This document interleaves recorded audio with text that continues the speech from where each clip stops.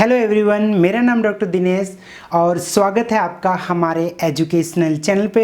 इस वीडियो में मैं आपको बताऊंगा कि आप एक दिन में बिना बोर हुए कैसे 11 घंटे पढ़ सकते हैं। तो चलिए शुरू करते हैं आज का हमारा वीडियो। ये तो एक कहावत भी है और बड़ों ने हमें समझाया भी है कि नदी का पानी तब तक ही सदुपयोग में आता है जब तक वो दो किनारों के बीच में बहता है।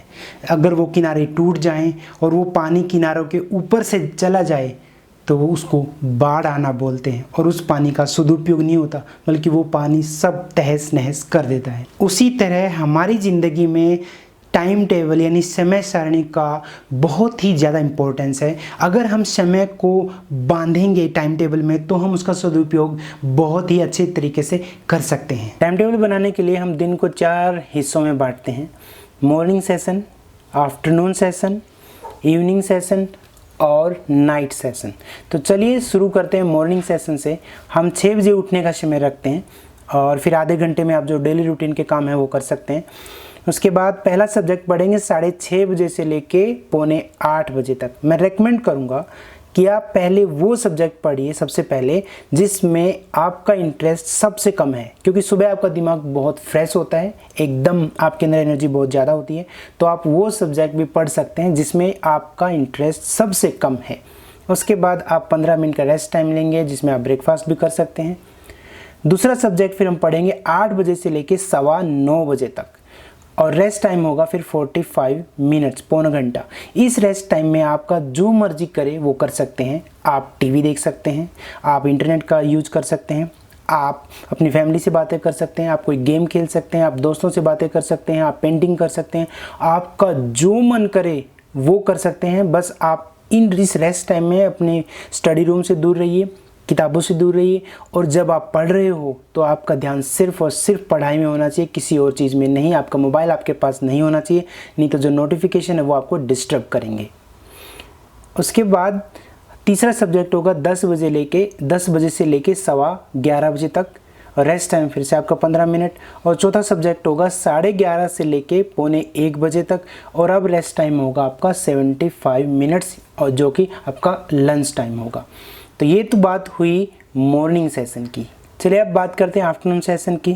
आफ्टरनून में आप 5वां सब्जेक्ट पढ़ेंगे 2 बजे से लेकर 3:15 बजे तक। फिर से आपका रेस्ट टाइम होगा 15 मिनट। फिर छठा सब्जेक्ट आप पढ़ेंगे 3:30 बजे से लेकर 5:45 बजे तक और आपका अब रेस्ट टाइम होगा फिर से 75 मिनट्स यानी 1 घंटा 15 मिनट। इसमें आप इवनिंग वॉक के लिए जा सकते हैं, थोड़ा आराम भी कर सकते हैं।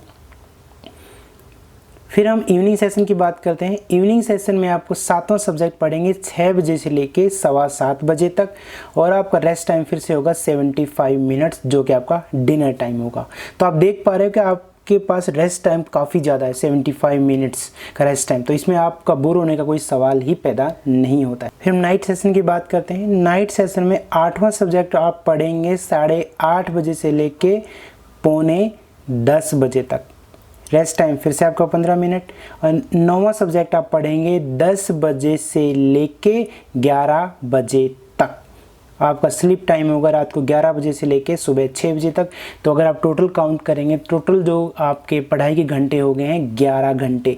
तो आपको कम से कम आप 11 घंटे दिन में आप पढ़ सकते हैं बिना बोर हुए। आपके पास काफ़ी रेस्ट टाइम है और आपको कम से कम दिन में 7 घंटे तो सोना ही चाहिए, जो कि 11 बजे से लेके 6 बजे तक का हो गया। तो मैं आपको रेकमेंड करूंगा कि आप अगर इस टाइम टेबल को फॉलो करोगे तो बिना बोर हुए आप पढ़ सकते हो। तो देखा आपने, आप कितनी आसानी से दिन में 11 घंटे तक पढ़ाई कर सकते हैं बिना बोर हुए। हाँ, लेकिन एक बात का हमेशा ध्यान रखें कि आप एक सब्जेक्ट को 75 मिनट्स यानी 1 घंटा 15 मिनट तक ही पढ़ें। उसके बाद अगला सब्जेक्ट पढ़ें, उसके बाद तीसरा सब्जेक्ट, चौथा सब्जेक्ट। आपके जितने भी सब्जेक्ट हैं दिन में सभी सब्जेक्ट्स को पढ़ें। ऐसा नहीं है कि आप एक ही सब्जेक्ट को लगातार पढ़ रहे हैं। अगर आप एक सब्जेक्ट को लगातार पढ़ेंगे तो आप बोर हो जाओगे। इसलिए बहुत ज़रूरी है आपके जितने भी सब्जेक्ट हैं हर सब्जेक्ट को आप बराबर समय दें। जब आप पढ़ रहे होते हैं तो सिर्फ पढ़ाई में ध्यान रखिए। जो वो 75 मिनट्स हैं उस टाइम आपका ध्यान सिर्फ और सिर्फ पढ़ाई में होना चाहिए। और जब रेस्ट टाइम की बात आती है तो आप आप पढ़ाई वाले रूम से दूर चले जाइए।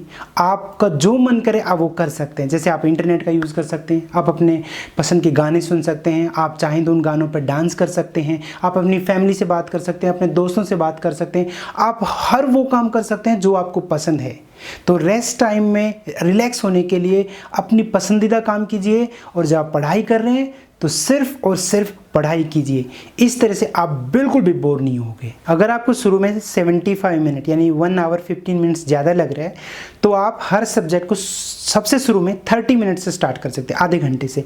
फिर कुछ दिनों बाद आप 30 मिनट्स को पर सब्जेक्ट में 45 मिनट कर दीजिए, और फिर 45 मिनट को 1 घंटा, 1 घंटा से आप सवा घंटा, इसी तरह 15-15 मिनट आप ऐड करते रहिए। तो शुरुआत आप 30 मिनट से शुरू कर सकते हैं। तो बाकी के जो 45 मिनट हैं वो आप अपने रेस्ट टाइम में ऐड कर दीजिए, तो आप बोर कम होगे। तो इस टाइम को आप धीरे धीरे आप बढ़ाएंगे, तो इस तरह से आप एक रेगुलर टाइम टेबल में आ जाएंगे। ये वाला टाइम टेबल आप लॉकडाउन जैसे समय में, या वेकेशन में, या फिर एग्ज़ाम के प्रिपरेशन के दौरान अपना सकते हैं। बाकी जब स्कूल और कॉलेज का टाइम होता है तो आप अकॉर्डिंगली अपना जो है मॉडिफिकेशन इस टाइम टेबल में कर सकते हैं, एडजस्टमेंट इस टाइम टेबल में कर सकते हैं, और उस तरह से आप पढ़ाई कर सकते हैं। वैसे तो मैं रेकमेंड करूंगा कि आप सुबह जल्दी उठें। सुबह सुबह आपका दिमाग बहुत फ्रेश होता है, आप काफ़ी अच्छे से, काफ़ी एनर्जी से पढ़ाई कर सकते हैं। लेकिन कुछ बच्चे जो सुबह जल्दी नहीं उठ पाते हैं, वो सुबह वाला सब्जेक्ट वो रात को लेट नाइट तक पढ़ाई कर सकते हैं। तो इस तरह से अपना टाइम टेबल जो है अपने तरीके से मॉडिफाई कीजिए, और आराम से दिन में आप 11 घंटे बिना बोर हुए पढ़ सकते हैं। तो आज की वीडियो के लिए इतना ही। आपको हमारी वीडियो कैसी लगी नीचे कमेंट करके हमें ज़रूर बताइएगा। अगर आपको हमारी वीडियो अच्छी लगे तो लाइक कीजिए, शेयर कीजिए, और हमारे चैनल को सब्सक्राइब ज़रूर कीजिए। हम एक नई वीडियो के साथ आपसे फिर से मिलेंगे। तब तक आप ध्यान लगा के पढ़ते रहिए, अपना ध्यान रखिए, और हमारी वीडियोज़ देखते रहिए। Thank you.